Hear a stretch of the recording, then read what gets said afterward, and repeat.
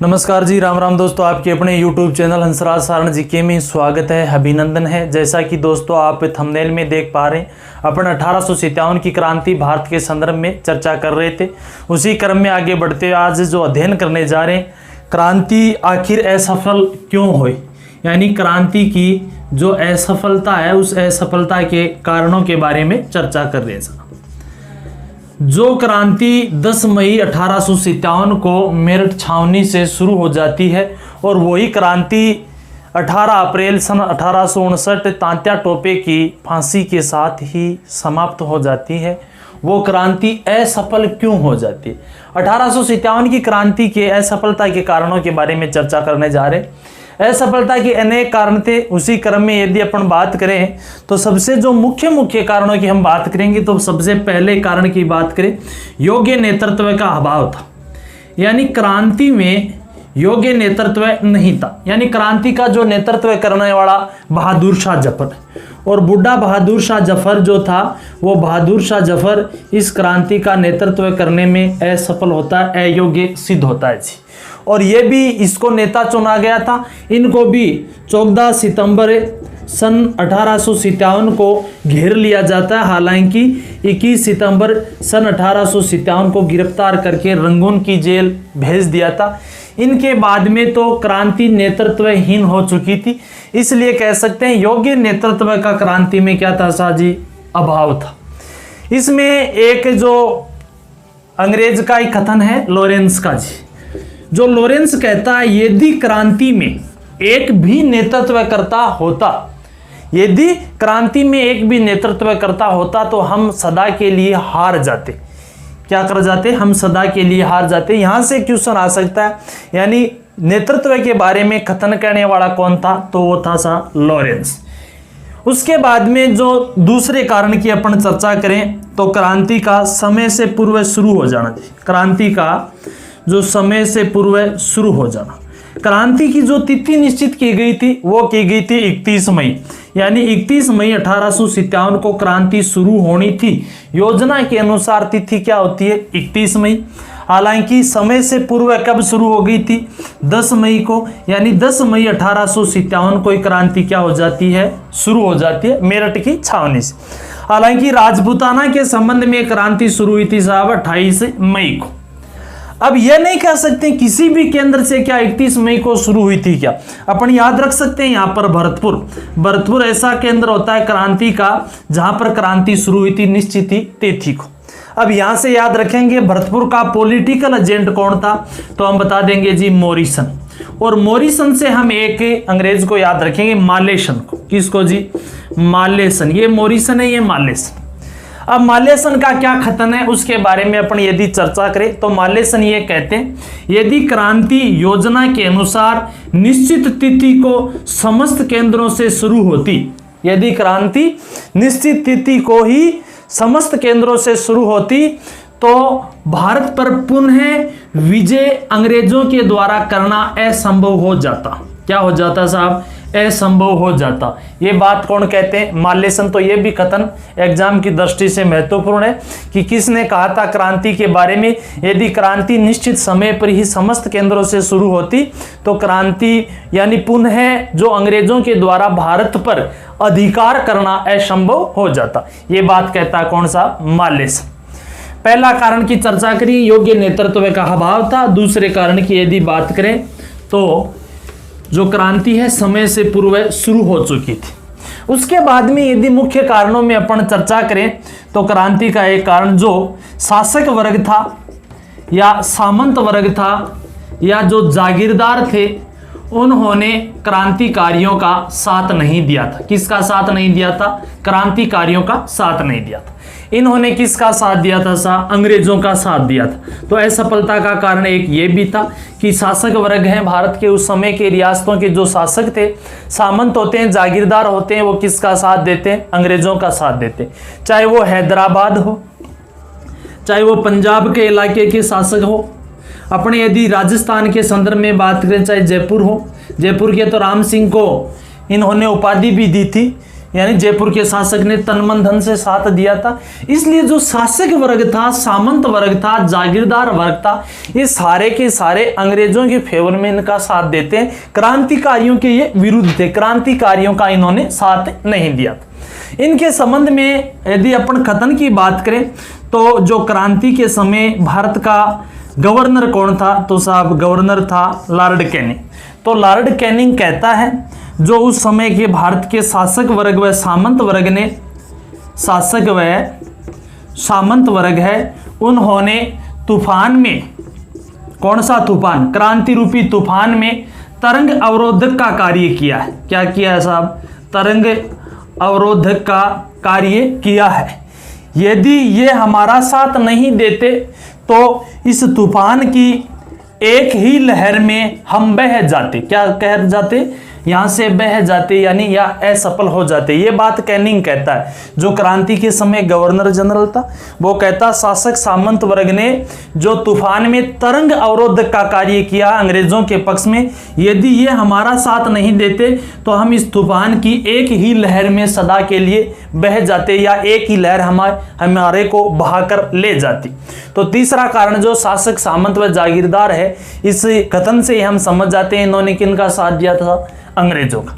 उसके बाद में यदि एक और कारण की बात करें तो हम कह सकते हैं जो क्रांतिकारी थे उनका एक निर्धारित निश्चित लक्ष्य का अभाव था। क्या था जी, निश्चित लक्ष्य का अभाव था। क्रांतिकारियों में एक निश्चित लक्ष्य नहीं था, किस लक्ष्य को अपने को प्राप्त करना है। हाँ, क्रांति की योजना बनाई गई, इसकी तिथि निर्धारित की गई, प्रतीक चिन्ह इसके निर्धारित किए गए, परंतु उस योजना में कोई लक्ष्य नहीं रखा गया था। यदि हम बात करें तो सैनिक विद्रोह करते हैं साहब, सबसे पहले सैनिक विद्रोह करते हैं, परंतु सैनिक विद्रोह करते हैं चर्बी वाले कारतूसों के विरोध स्वरूप। उसके बाद में हम कह सकते हैं मुसलमान भी इस क्रांति में भाग लेते हैं। जो मुस्लिम वर्ग भाग ले रहा था ना, वो क्यों ले रहा था, तो अपने बात करें जो दिल्ली का बादशाह बहादुर शाह जफर था, उस बहादुर शाह जफर की जो उपाधि ही थी बादशाह की, उसको समाप्त कर दिया था। किसने, कैनिंग ने। कैनिंग ने कहा कोई बादशाह नहीं होगा, इनकी उपाधि को समाप्त कर दिया था। और बादशाह बहादुर शाह जफर की खोई हुई प्रतिष्ठा को पुनः स्थापित करने के लिए मुस्लिम भाग ले रहे थे। तो यहाँ सैनिक तो चर्बी वाले कारतूसों का विरोध कर रहे, मुस्लिम वर्ग वो बादशाह की खोई हुई प्रतिष्ठा को पुनः स्थापित करने के लिए साथ ले रहे। यदि अपन बात करें जो टोंक रियासत है राजपुताना के संबंध, तो टोंक रियासत भी वो रियासत थी जिसने अपने 600 सैनिक बहादुर शाह जफर की सहायता के लिए दिल्ली भेजे थे। अच्छा क्वेश्चन है, राजस्थान की वो कौन सी रियासत थी जिसने अपने 600 सैनिक बहादुर शाह जफर की सहायता के लिए दिल्ली भेजे थे, तो वो टोंक है। क्यों है जी टोंक, क्योंकि राजपुताना में एकमात्र मुस्लिम रियासत थी, वो कौन सी थी, टोंक। तो यहां से ये अपन अंदाजा लगा सकते हैं कि मुस्लिम जो क्रांति में भाग ले रहे थे, वो भाग ले रहे थे बहादुर शाह जफर की खोई हुई प्रतिष्ठा को पुनः स्थापित करने के लिए। हिंदू भी अछूते नहीं रहे थे, हिंदू भी भाग ले रहे थे। तो क्रांति में ये हिंदू चाह रहे थे कि अपन मराठाओं के नेतृत्व में, इन्हीं के आधिपत्य में हिंदू साम्राज्य की स्थापना करने चाहते थे। किसकी जी, हिंदू साम्राज्य की स्थापना करना चाहते थे। कौन, हिंदू। तो हिंदुओं का लक्ष्य क्या होगा, हम हिंदू साम्राज्य की स्थापना करें। मुस्लिम बादशाह की जो खोई हुई प्रतिष्ठा के लिए लड़ रहे, सैनिक चर्बी वाले कारतूसों के लिए लड़ रहे। साहब क्रांति का प्रमुख के अंदर यदि बात करें झांसी की रानी लक्ष्मीबाई के योगदान को हम जिंदगी भर नहीं भुला सकते।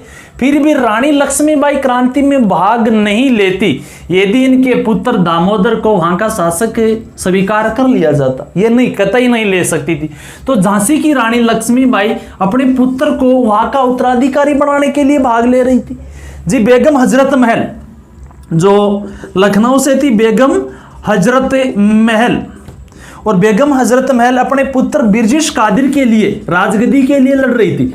बिरजिस कादिर इनका जो पुत्र था, इनके लिए राजगद्दी के लिए, या कह सकते हैं ये अवध के लिए लड़ रही थी, अपना साम्राज्य प्राप्त करने के लिए लड़ रही थी। तो यहां ये तो कह सकते हैं कि कोई निश्चित इनका किसी का भी लक्ष्य नहीं था। यदि अपन बात करें नाना साहेब की, नाना साहेब का बड़ा योगदान है क्रांति में। नाना साहेब तो प्रारंभ तो करते हैं कानपुर से, हालांकि इसके अलावा जो इलाहाबाद वाराणसी में नाना के ही आशीर्वाद से क्रांति शुरू होती है, परंतु नाना साहेब भी नहीं भाग लेते यदि इनकी पेंशन को अस्थायी रख दिया जाता, यदि इनको अस्थायी पेशवा मान लिया जाता, यदि इनको राजनीतिक अधिकार प्रदान कर दिए जाते जिस प्रकार से इनके पिता पेशवा बाजीराव के थे, वही अधिकार यदि नाना साहेब को दे दिए जाते तो ये भी क्रांति में भाग नहीं लेते। तो ये कह सकते हैं जो भारतीय क्रांतिकारी थे उनमें निश्चित लक्ष्य का अभाव था।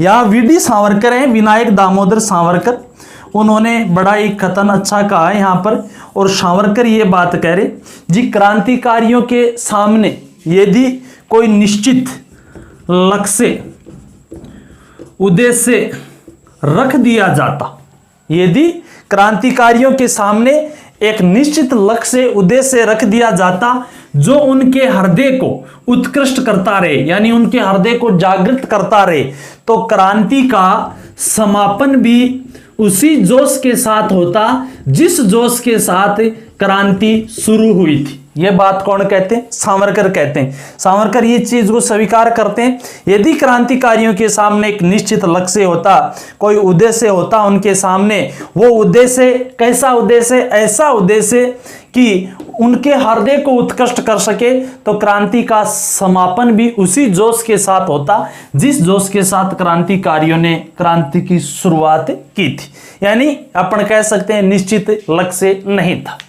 सबसे पहले अपन ने बात की थी क्रांतिकारी जो थे उन्होंने नेतृत्व का अभाव था। वहां जो कथन है साहब किसका? लॉरेंस का कथन है। निश्चित तिथि से पूर्व शुरू हो गया, मालेसन का कथन है। उसके बाद में शासकों व सामंत वर्ग ने साथ नहीं दिया, कैनिंग का कथन है। वहां पर वो ध्यान रखना, यहां से कथनों से आजकल क्वेश्चन आते। उसके बाद में निश्चित लक्ष्य नहीं था, वीडी सावरकर का कथन। यदि अपन पांचवें मुख्य बिंदु की बात करें तो क्रांतिकारियों के पास संसाधनों का अभाव था। क्रांतिकारियों के पास संचार के साधन नहीं थे साहब, संचार के साधन नहीं थे, संसाधनों का अभाव था। हालांकि ये नहीं कह सकते उस समय भारत में कोई संचार के साधन नहीं थे। इस समय भारत में रेल भी थी, डाक व्यवस्था भी थी, तार व्यवस्था भी थी, परंतु इन जो समस्त व्यवस्था पर केवल और केवल अधिकार था तो वो किसका था जी? अंग्रेजों का अधिकार था। ये सारी की सारी देन किसकी है? डलहौजी की देन है। इसीलिए डलहौजी को गवर्नरों में आधुनिक भारत का क्या कहा जाता है? निर्माता कहा जाता है। गवर्नरों में आधुनिक भारत का निर्माता किसको कहा जाता है? डलहौजी को कहा जाता है। यानी संचार के साधनों का उस समय अभाव था। यहां जो मैंने एक कथन है W टेलर का। W टेलर कहता है कि संचार के साधन जो रेल व्यवस्था थी, डाक व्यवस्था थी, तार व्यवस्था थी, वो तार व्यवस्था अंग्रेजों के लिए हजारों व्यक्तियों का कार्य किया था।